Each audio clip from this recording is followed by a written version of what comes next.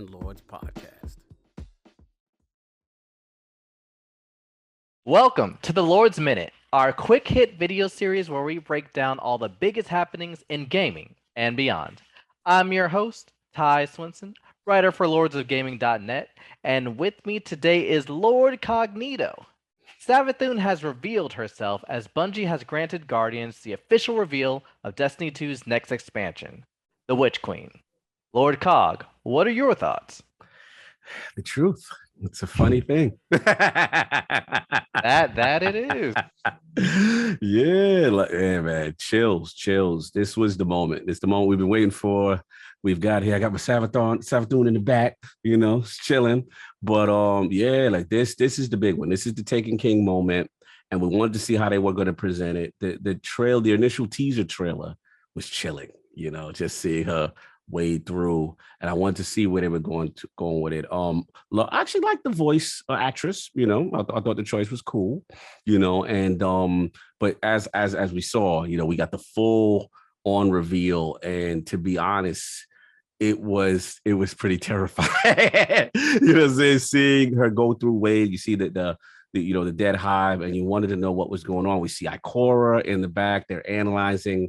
And as she's talking and talking about the truth and reality, what really is truth, and to see those hive ghosts start coming in, it was wow. Like it really, I didn't think they were going there, and to see it, and I'm like, wait a minute, they're wielding the light. Like what? Like this is crazy. So you got that going on, and then hive guardians, and they're utilizing our abilities, and it's so disrespectful, but it's so good because she was like, where's your truth now? Like it was like the way she said it, I was like, oh, she was cutting deep. So we in trouble. We got things we got to deal with.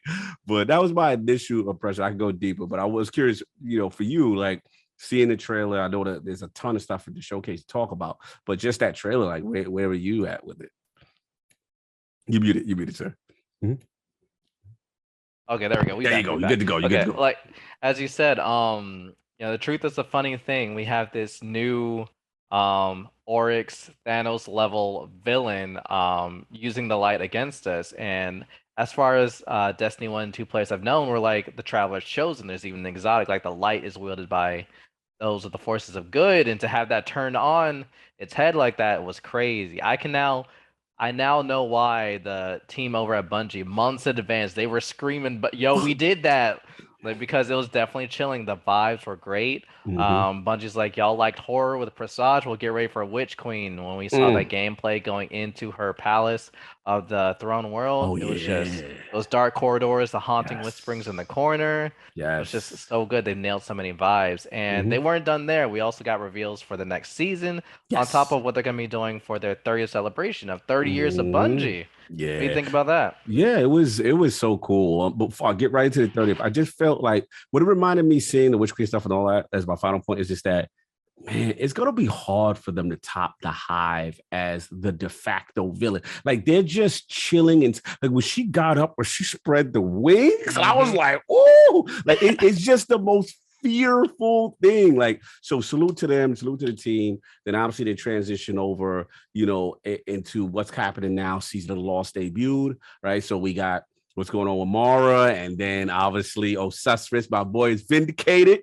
because it wasn't him. So I had to say that for the record. Everybody was trying to come for my boy. I knew my man in right mind would never do anything like that. And we got the reveal for it to be Savathun. So that's that, the transition there. But what was cool was the 30th anniversary because I'm not gonna lie, Tab. I'm not gonna lie, man. Like very emotional, a lot of feels because you're like, damn, I've been playing this game this long to see the memories, to see Bungie all the way through their history from the Halo days and everything, to see them come there and then this content that's going to be, because that was the other question, right? Like, what were they going to do with the content as far as, this long season? Because we knew Witch Queen, it's February of next year, it got delayed.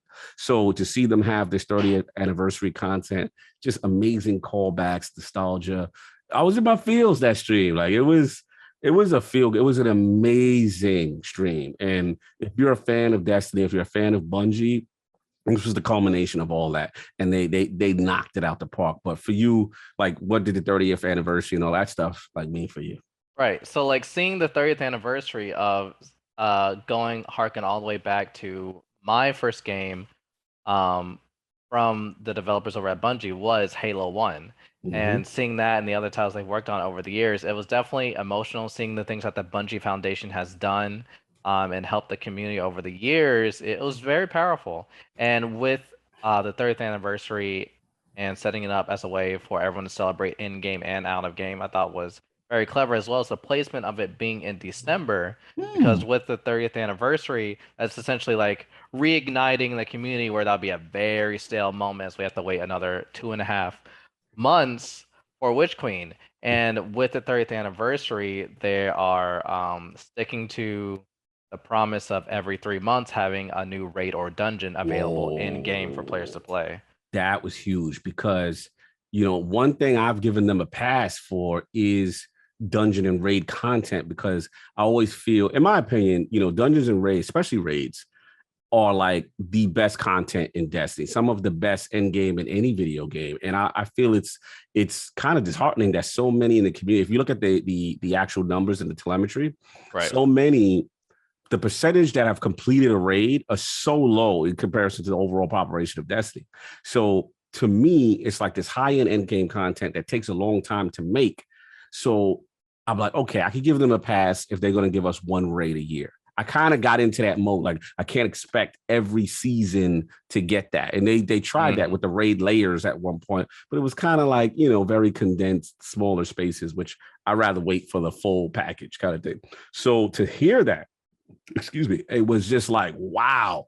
And then they're talking about a treasure dungeon with the beloved Mhm. Galahorn. Like, what? Like, I didn't think they would bring Galley back. Like, I really thought they would move on from it. So you got that, let's be real, Ty. Like, this sets up a perfect way to bring Legacy King's Fall back, right? Right? They said they were bringing back another dungeon from another raid from D1 into D2. It makes perfect sense. And I've always been on them. I've been on the front line.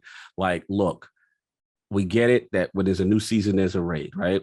But one thing I hated about it, because listen, I cherish raids. Like, raids mean everything to me. So one thing that bothers me is that when the new raid comes out, the old raid is just obsolete. Right. So there's no pinnacle reward to do it. There's really no incentive to do it unless you really want a specific weapon to farm from that raid. Yes. So to them to do this, I'm like, now they're talking about adding legacy rotation, Rotation. Mhm.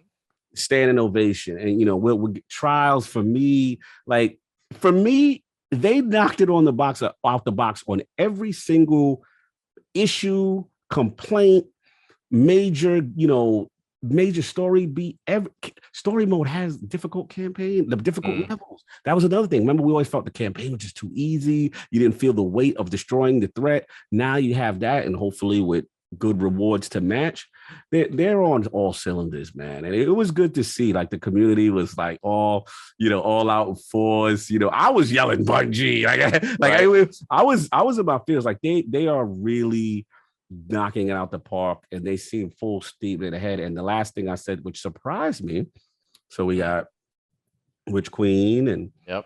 was it Lightfall, and then Mm-hmm. what is the final shape? Final What shape. is that? What is that, Ty? What is that? Right. I think that because as you say, we have very clear indicator. We know we can kind of guess what's going to be happening with these names. We've got Beyond Light. Okay, that's when we get the darkness going in. Witch Mhm, Queen, Savathun is here. mhm. Lightfall, we can only assume that things get really bad and that Really we're bad. probably Yeah. going to get more power from the darkness in order to overcome. Mhm, And then the final shape, the only thing I can think of is that they're really to go full circle with the Light versus Dark saga is mhm, the original game between the Gardener and the Winnower. This is mm, the final shape, the final outcome mm, of that bet that they had going between them. mm. That'll be my guess. Good one, man. I can't wait. It's just exciting. It's just so exciting to see, you know, for me as a hardcore Destiny player over the years, I've always wanted, first it started with the Grimoire, get them in the game, and to see this evolution to where they are now, I'm actually, as much as all this content, all this stuff, Right. crafting, all this great stuff, raids, dungeons, the thing that excites me is narratively tuning in every week to see where this goes, because that's what I feel the last 2 to 3 seasons have done so well. The narrative team has been on fire. So now when I see the final shape, it holds weight. Like, where are they Yep. going? The You know what I'm stories just saying? keeps getting better and better with the Get better and seasons. exactly. We start off season of loss, spoiler. You know what I'm saying? Like we find out Mm-hmm. Evil Wrath, Mara, Osiris is not Osiris is captured, allegedly. We don't know if he's still alive. So it just, you just get this great story stuff. And to me, that holds more weight than new feature, new feature, new feature, right? Right. When you have a great story, because that was always the Achilles heel. Oh, story, there's no story in Destiny. No, bro, there's rich lore here. And now Mm-hmm. people see it. And to see, my last point is to see so many non-Destiny players or players who have quit say, yo, I'm coming back, bro. Mm-hmm. When people hit me up, yo, y'all got room in the clan. Yo, I was like, bro, we full, bro. Like you'd have been in before the announcement. I Because if you heard there's wasn't, crossplay. Can I join COG? can Can I I join? join? Like, yo, hook me up, bro. I'll be good. I'll be like, listen, man. You got, and then cross, that's another cross play. Like they Mm-hmm. are trials, cross play, every major beat. They're doing it. So salute to them. Phenomenal stream. A great time to be a Bungie fan. And I'm in euphoria. Cloud nine, man. What about you on this whole thing with everything? Right. I agree. It was just when we thought they were done at the showcase, they just kept banger after Yep. banger. This is what we've been working on. Bro. This. Oh, we heard you wanted this. Now this is Bro. here.